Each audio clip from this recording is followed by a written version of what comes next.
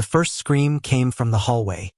A woman's voice, shrill and commanding, cut through the quiet hum of machines and the faint antiseptic smell that clung to the oncology ward. "This room is mine. I have rights. Do you even know who I am?" Oh, God. Even in a hospital, there was no escaping her. Karen. The same homeowners association president who had terrorized her neighborhood with petty fines. Endless letters and screaming matches over lawn decorations.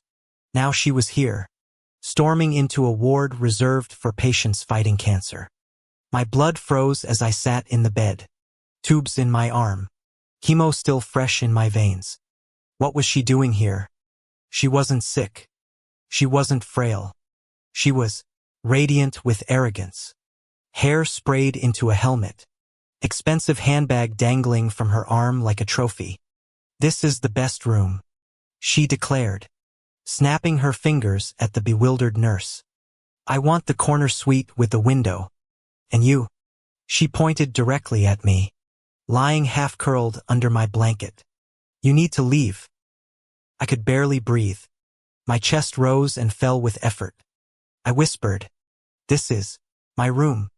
I've been here for weeks." Karen scoffed. "You're young. You'll survive anywhere. I need sunlight. I need peace, and I won't have you hogging resources when I'm paying full homeowners association dues every month." The absurdity slammed into me like a punch. Homeowners association dues. Here. In a hospital.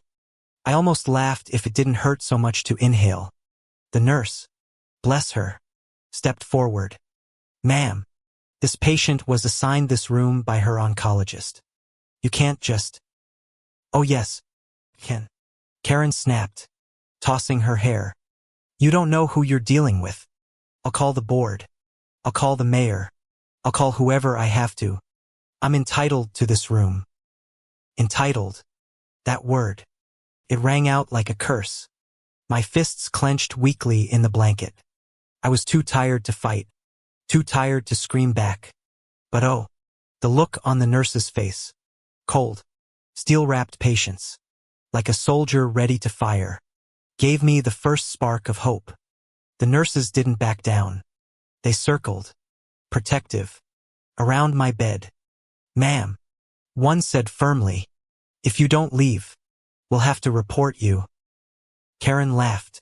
That awful, nasal laugh, like nails scratching glass. "Report me? For what? I'm not committing a crime. I'm simply demanding what's fair. And if this girl—" She jerked her thumb at me like I was trash. "Can't handle sharing space. Then maybe she shouldn't be here at all." My throat tightened. The audacity. The cruelty. Didn't she see the IVs in my arm? The baldness from chemo? The tremor in my fingers? Or maybe she did and she just didn't care. The nurse inhaled sharply, ready to argue. But then something happened. A voice from the doorway. Deep, steady. "Ma'am, you need to step away." A hospital security guard. Broad shoulders. Hand resting on his radio. Oh, thank God. Relief flooded me, even as Karen pivoted on her heels. Fury in her eyes.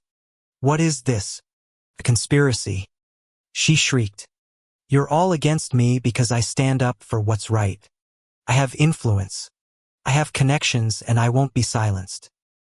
The guard's tone never wavered. "Step away from the patient." And she did. For a second. Then, in a shocking twist, she lunged forward, grabbed the chart at the foot of my bed and waved it in the air. Papers fluttered like broken wings. "See, she's not even that sick. Look at this. Stage 2. People recover from this all the time. Give me the room." Gasps erupted. My heart slammed in my chest. How dare she? How dare she reduce my pain, my fight, to a bargaining chip for her comfort? I wanted to scream, to throw the words back at her. But all that came out was a rasped whisper. "You don't belong here." Silence. For the first time, her face faltered. Just for a moment. But then, like always, she doubled down. I belong anywhere I decide to belong. That was it. The last straw. The nurse strode to the intercom, pressed a button and spoke calmly. Code Gray. Oncology ward. Within minutes, the hallway exploded with movement. More guards. Hospital administrators. A doctor I recognized. Dr. Lewis. My oncologist. With fury burning in his usually calm eyes, he marched straight to Karen. What on earth do you think you're doing? Karen sniffed. Claiming my rights. Your rights end. He growled. Where my patients' lives begin. You are trespassing. You are interfering with care. And you are leaving. Now. She opened her mouth, ready to unleash another tirade. But before she could, 2 officers stepped in behind her. Police. Yes. Someone must have called them. Her eyes went wide. Wait. What? You called the police? For me? This is harassment. No, ma'am. The officer said bluntly, pulling cuffs from his belt. This is criminal trespass and interference with medical treatment. The clink of metal echoed as the cuffs snapped around her wrists. She shrieked, struggled, shouted every insult she could summon. But the sound was swallowed by the sterile, heavy silence of justice finally catching up. As they dragged her out, I collapsed back into my bed, trembling, tears burning behind my eyes. Relief, exhaustion, disbelief. It all crashed at once. But then, a twist I hadn't expected. From the doorway, a teenage boy appeared. Tall, awkward, face pale as the sheets. His eyes, God, his eyes, were the same icy blue as Karen's. He whispered, barely audible, Mom. The entire ward froze. Karen spun, wild-eyed. Jacob, what are you doing here? Go home, now. But he didn't move. His gaze flicked from her to me, then to the officers. And in that silence, the truth unraveled. He was sick. I could see it in his thin frame, the way his hands shook, the hollowed look of someone carrying an illness they were too young to understand. And suddenly, it all made sense. She wasn't here because she needed a room. She was here because her son did. But instead of asking, instead of pleading, instead of humbling herself to admit her fear, she chose domination, cruelty, and lies. The officers hesitated. The nurses exchanged glances. The boy's voice cracked. I have lymphoma. She didn't tell you. She didn't tell anyone. Oh, my God. My breath hitched. He was like me. Another fighter. Another soul caught in this endless war against the body. And his mother had turned his illness into a weapon of entitlement. Karen screamed, Stop talking. Stop it right now. But it was too late. The truth hung heavy in the air. And the twist, the brutal, bitter twist, was that she could have gotten help, compassion, maybe even that very room if she just asked. Instead, her pride destroyed everything. The officers didn't uncuff her. They led her away as she howled. I did this for you, Jacob. For you. But the boy only whispered, No, you did this for yourself. The nurses moved quickly, guiding him gently down the hall, promising real care this time. And me, I lay there, heart pounding, tears streaking down my cheeks, realizing I had just witnessed the sharpest kind of justice. Because sometimes karma doesn't wait. Sometimes it doesn't whisper. Sometimes it drags you out screaming in front of everyone, while the people you claim to protect finally see the truth. And in that ward, with the echoes of Karen's cries fading, a new sound rose instead. Quiet, steady, the beep of monitors, the shuffle of nurses, the soft sigh of patients who knew, deep in their bones, that justice had, at last, been served. And that was only the beginning, because the fallout that came after, well, Let's just say the homeowners association had never seen a scandal like this before. I wish I was making this up. 1 minute I was reaching for a can of soup. The next I am staring at a stranger's handprint on my shoulder. And the worst part? She was already yelling about fraud before I could even breathe. Excuse me, you're parked in a disabled spot and you don't look disabled, she barked, her voice slicing through the quiet supermarket like a rusty blade. Heads turned. My ears rang. And then Crasher elbow swept into the pyramid of canned tomatoes, sending them clanging and rolling across the tile like tiny metal grenades. I took 1 step back. Ma'am, No, don't you ma'am me. This is fraud. You people fake those tags all the time. I've seen it. She spat, her lips curling in disgust. You probably forged that paperwork just so you can take the good spots while real disabled people suffer. My stomach twisted. My disabled placard isn't just real, it's the result of months in physical therapy after a drunk driver shattered my hip. And the audacity of her? She didn't know a damn thing about me. I glanced at the security camera overhead. Good. Let it record everything. Lady, I've had 3 surgeries just to walk without a cane, I said, my voice low but trembling.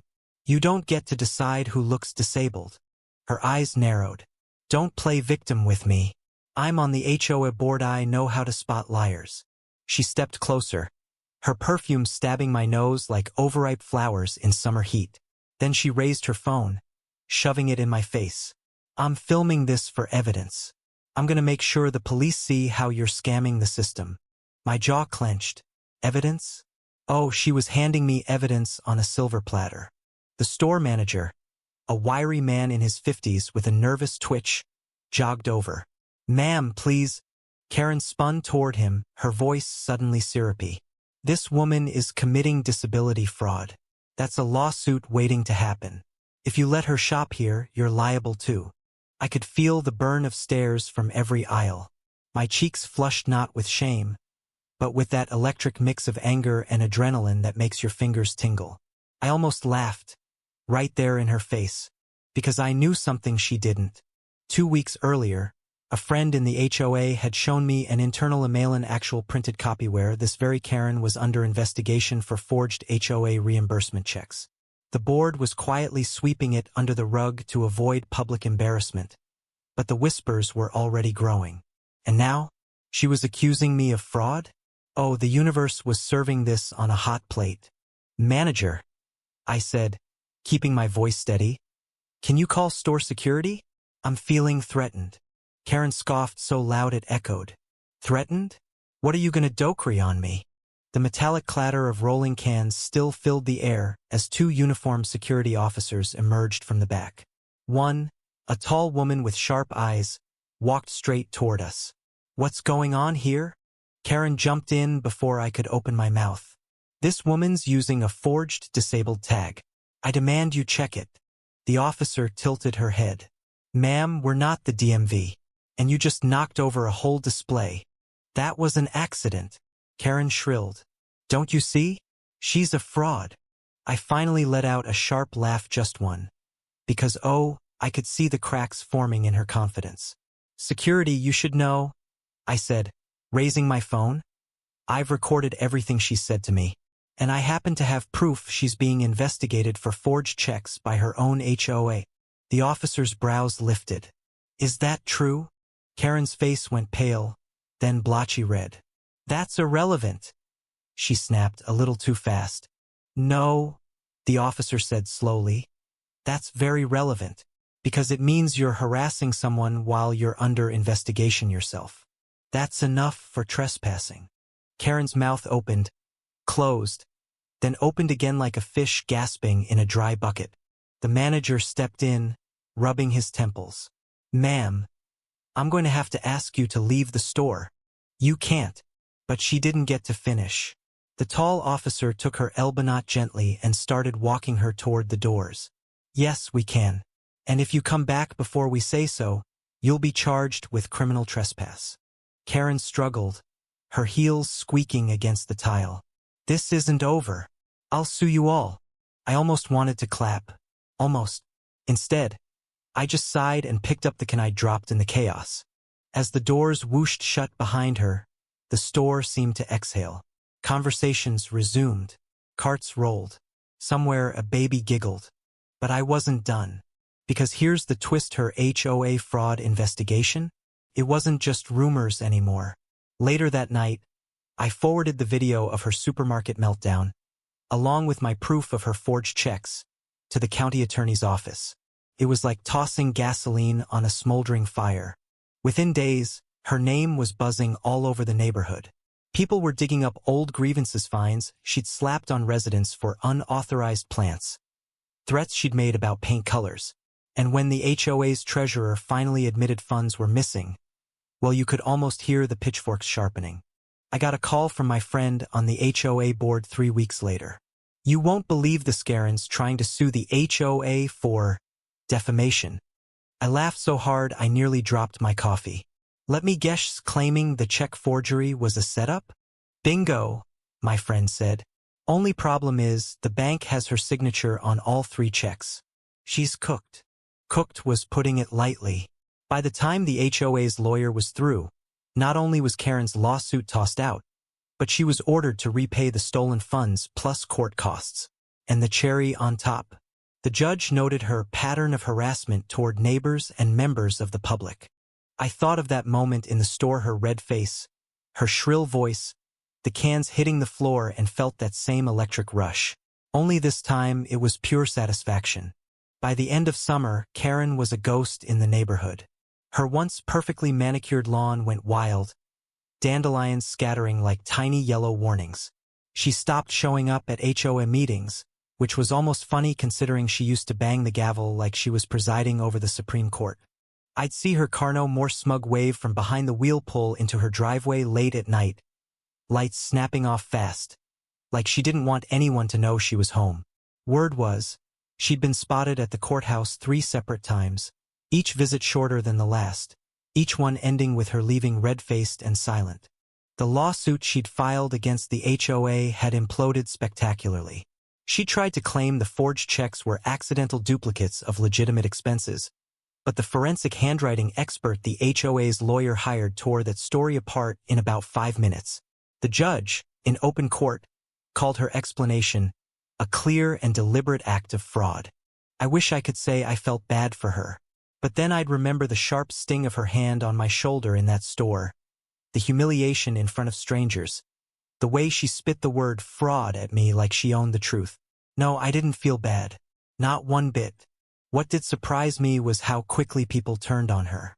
The same neighbors who used to cower when she sent HOA violation letters were suddenly sharing her mugshot from the county website.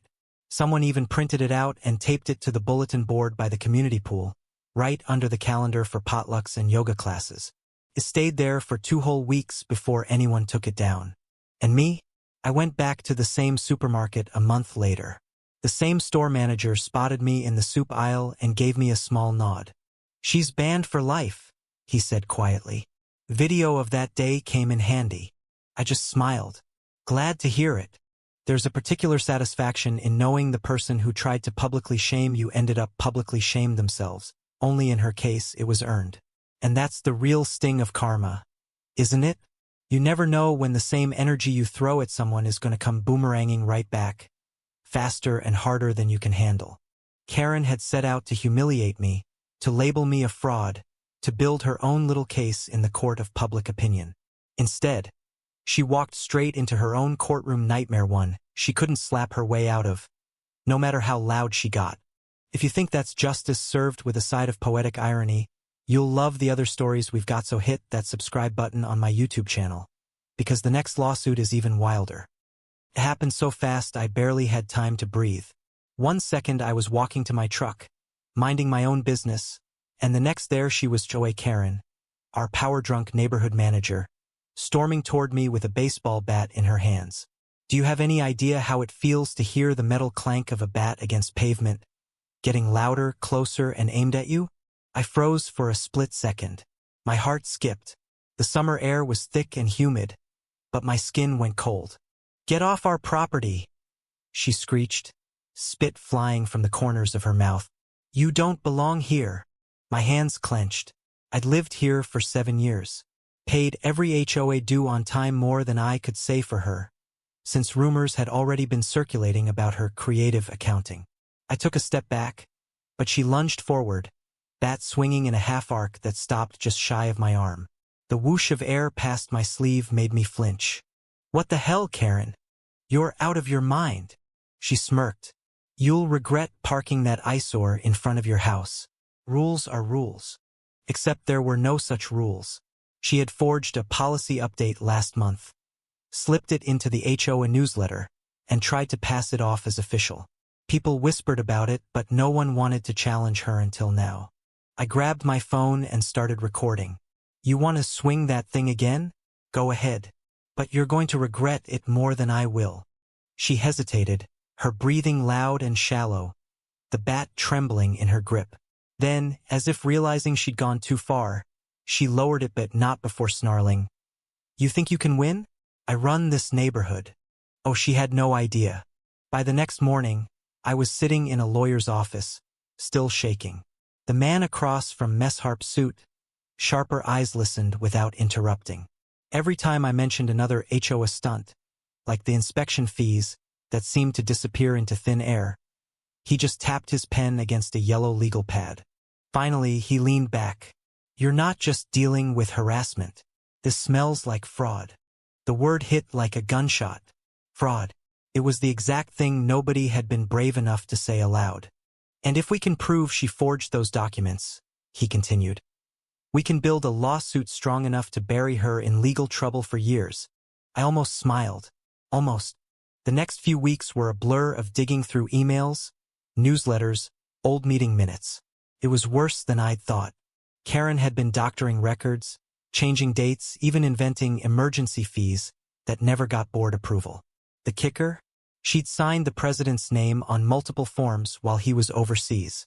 His signature was clean and steady in real life, but on these forms, sloppy, jagged, like a bad imitation. I sent the proof to my lawyer, and that's when he told me about the hidden bombshell. If she's been cashing HOA checks personally, she's not just in civil trouble. That's criminal. Meanwhile, Karen kept acting like nothing was wrong. In fact, she doubled down. I'd get random violation notices, taped to my doorgrass too long, garbage bin visible, unauthorized paint color on my shutters. It was the same color it had been since the house was built. Each time, I photographed everything and sent it straight to my attorney. Then one humid Thursday evening, as the sun was dipping low, I caught her standing in my driveway holding a clipboard, scribbling furiously. I stepped outside. "Looking for another fake violation to add to your collection?" She turned sharply, eyes narrowed. "Careful. I can still make your life hell." I laughed, actually laughed. "Karen, in about 3 weeks, it's not my life you need to worry about. It's your bank account." That got under her skin. Her cheeks flushed crimson. Her jaw clenched. She muttered something under her breath and stomped off, heels clicking against the pavement like angry metronome beats. 3 weeks later, court day came. The room smelled faintly of disinfectant and coffee. Karen strutted in wearing an overly expensive suit, probably to look respectable, but her eyes kept darting to the stack of folders my lawyer brought. We had everything. Emails, forged signatures, bank transfers, even a neighbor's testimony about seeing her deposit HOA checks into her personal account. When the judge started reading through the evidence, the tension was so thick you could almost hear it hum. Karen's face drained of color when her own handwriting was compared side by side with the president's forged signature. Then came the sound that broke her, the click of a USB drive being plugged in, followed by audio recordings. My phone had caught more than her yelling with the bat that day. It had also picked up her saying, "I make the rules around here, even if I have to fake it." Her attorney tried to object. The judge overruled. By the end of the hearing, the verdict was crystal clear. The HOA had to pay me damages for harassment, defamation, and emotional distress money that, as manager, she was personally responsible for. And the fraud and forged documents part? That was being referred to the district attorney. Karen's mouth opened like she wanted to scream, but all that came out was a choked gasp. The sound of "it weak," strangled, echoed in my head like a victory bell. And just when I thought the day couldn't get any better, the twist came. One of the board members, an older man who'd been silent through most of the trial, stood up and told the judge that Karen had been using HOA funds to pay for her boyfriend's apartment in the city. My lawyer's eyebrows shot up. That was new. The judge's gavel hit the block with a sharp crack. We'll add that to the record. Karen's head dropped into her hands. The bat she once chased me with? It might as well have turned into a shovel because she just dug her own grave. When we walked out of the courthouse, the afternoon sun felt warmer than it had in months. My lawyer shook my hand. Congratulations. That's not just a win, it's a warning shot to every HOA tyrant out there. I wanted to savor it, but then I saw her Karen standing on the courthouse steps, arms crossed, phone pressed to her ear. She was speaking in low, frantic tones, pacing like a trapped animal. Her expensive suit suddenly looked cheap under the glare of the truth. Think she'll appeal? My lawyer asked. I smirked. Not with what's coming. The DA's investigation is going to make this lawsuit look like a parking ticket. Sure enough, within days, news broke that criminal charges were officially being filed. The local paper ran the headline, HOA manager faces fraud allegations, forged signatures under investigation. Neighbors who had once been too scared to speak now came forward with their own stories, how she'd bullied them, fined them for nonsense, and even threatened to have pets removed. The ripple effect was brutal. Her little empire crumbled. The HOA board voted unanimously to remove her as manager. The bank froze her personal account pending further investigation.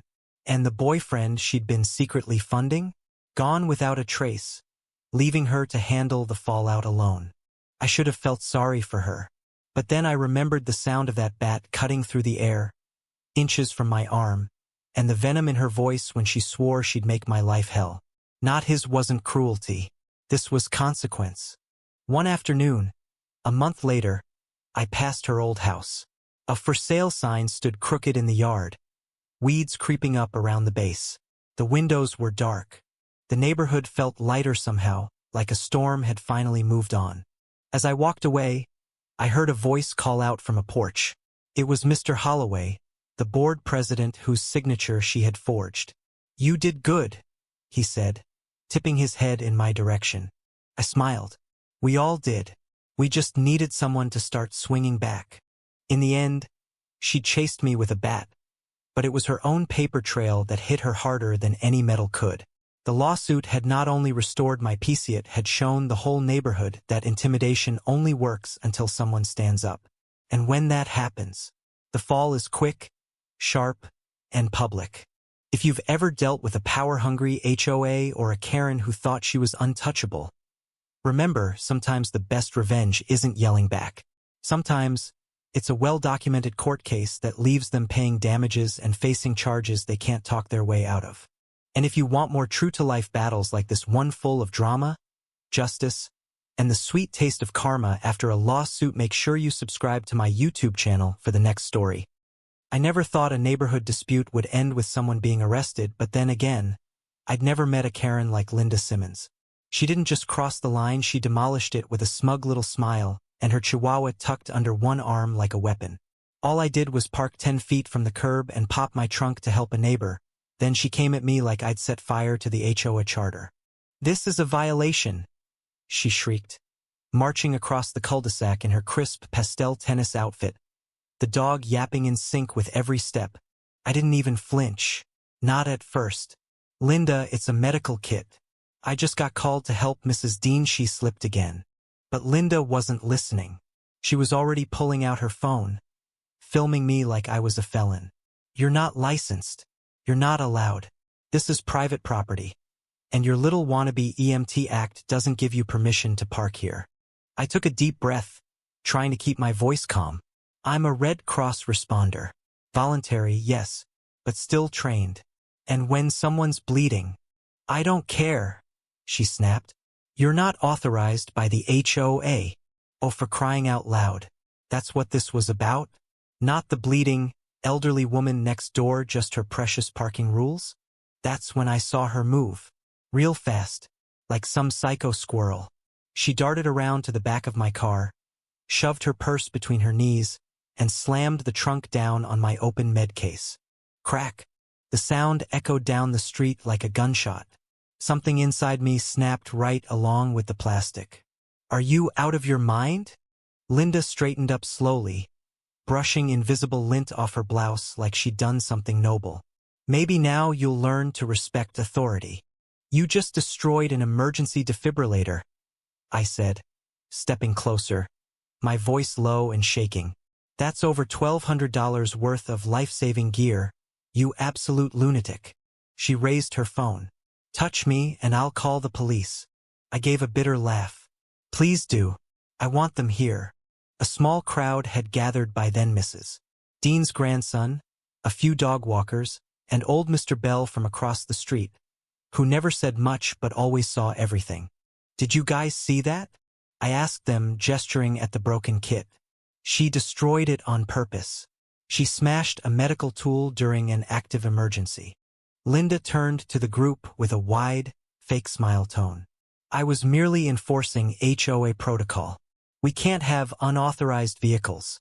No, don't you spin this," I snapped, pointing at the crushed AED casing. "You sabotaged medical equipment. That's a crime, Linda." Her smugness flickered for the first time. Mr. Bell cleared his throat. "I saw her do it. Heard the snap, too. That was no accident." One by one, neighbors started murmuring, "Yeah, they saw it too. She did slam it. Deliberately. Loud. Forceful." Mrs. Dean's grandson was already calling 911 for both an ambulance and the cops. Linda backed up, suddenly quiet, her face pale. "This is ridiculous. I was just ensuring compliance." A siren wailed in the distance. "Good," I thought, arms crossed over my chest. For once, the consequences were coming right on time. 30 minutes later, Linda was sitting on her perfectly trimmed lawn, handcuffed and furious, the HOA rulebook lying uselessly beside her like a failed shield. The officers hadn't been gentle. They took one look at the shattered case, the statements from 3 witnesses, and didn't even wait for the usual neighborhood politics. Tampering with medical devices, destruction of emergency property, obstruction during an active response. "Did you even know what that thing was?" one officer asked her, holding up the remains of my AED. "That's for cardiac arrest. You smashed it because you didn't like where someone parked." Linda said nothing. She just stared at me with this venomous glare like I'd somehow betrayed her. I almost laughed. "You messed with the wrong nerd, Linda." The whole neighborhood watched as she was taken away, her little yappy dog whimpering in confusion at the curb. But you know what? I almost felt sorry for her. Almost. The twist came a week later. I got a notice from the HOA board they were fining me. What? Apparently, Linda had filed a complaint before her arrest, claiming I'd aggressively exposed medical gear in a public area and endangered children with the open trunk. I actually gasped out loud reading it. Aggressively exposed? What the hell does that even mean? I stormed into the emergency HOA meeting, photos, testimonies, and even a copy of the police report in hand. I wasn't going to take this lying down. The board president, a bored-looking man in his 60s named Greg, tried to calm me down. "We're just following protocol, ma'am. Complaint was filed. We investigate, we fine." "She's in jail, Greg," I shouted. "This isn't a noise violation we talking about felony sabotage." There was an uncomfortable silence. Then a soft cough. It was Mr. Bell again. From the back. "Greg," he said, voice steady. "You fine her for this, and I'll release the security cam footage from my porch. It shows everything. Want that online? HOA protects felon while fining volunteer EMT? I bet Channel 7 would eat it up." Greg's jaw clenched. "That won't be necessary." "Damn right it won't," I muttered. Fine revoked. But Linda's war wasn't over. From jail, she tried to send a letter to every board member claiming she was framed, that I had faked the kit's damage to get her in trouble. She even accused me of planning it, saying I was trying to oust her from HOA influence. What influence? The woman ran a Facebook group with 4 followers and yelled about garbage bins. She'd gone full unhinged. But here's the karma. Her letter violated her bail agreement. She wasn't supposed to contact anyone involved in the incident. So yeah, back to jail. Ding ding. Round 2 to me. I fixed my AED with donated parts and a GoFundMe that neighbors happily contributed to, especially after someone posted a TikTok clip of Linda being cuffed. It got 87,000 views. Turns out people love a good Karen downfall, especially when it's got sirens, broken gear, and a big fat slice of poetic justice. You want to guess the best part? I got asked to join the HOA board. I didn't want it at first. God, no. But the idea of keeping people like Linda off it, that was tempting. So I said yes. And the first thing I did? I passed a resolution. Emergency responders, licensed or voluntary, may act without HOA interference during medical incidents. Linda, she'll be lucky to see this place again without a parole officer. And if she ever does come back, well, I've upgraded to a steel toolkit. Within a month, the local paper picked up the story. HOA dispute ends in criminal charges after medical gear sabotaged. They interviewed Mrs. Dean's grandson, who told them point blank, "If that defibrillator hadn't been working, my grandma could have died." People were shocked that something so petty, parking near the curb Calvi, ended in a fatality. All because of one woman's obsession with control. And it wasn't just gossip anymore. Linda's arrest turned into a full-blown lawsuit. The city prosecutor filed charges of interference with emergency services, destruction of public-use medical equipment, and even reckless endangerment. She tried to plead it down, of course, but with all the video, photos, and witness statements, there wasn't much wiggle room. Her attorney looked more exhausted every time he showed up in court. The HOA board what was left of it to distance themselves. Several members resigned quietly, and I wasn't the only one they'd targeted before. Turns out, Linda had made years of complaints about unauthorized gardeners, suspicious package deliveries, and even kids chalking on the sidewalks. It was never about safety. It was always about power. But now she had none. The day the judgment was handed down, I stood outside the courthouse watching her walk out the side door, eyes down, shoulders slumped. No yappy dog, no clipboard, just a woman whose fake kingdom had finally crumbled. She avoided me, of course, but I didn't need eye contact to know she felt the cold sting of consequences. And maybe, just maybe, a little shame. Still, I wasn't angry anymore. I felt relieved, not because she suffered, but because people finally stood up and said, "This isn't okay. This isn't normal." And if you're reading this thinking, "Damn, that could have been my neighbor?" Yeah, could. So speak up. Document everything. Because sometimes the only way to stop a Karen is with a courtroom and a copy of the law. And one last thing. You can see the full security cam footage, police body cam clips, and my side of the story on my YouTube channel. Just search HOA Karen Lawsuit Saga and hit that subscribe button. Trust me, you don't want to miss what happens next.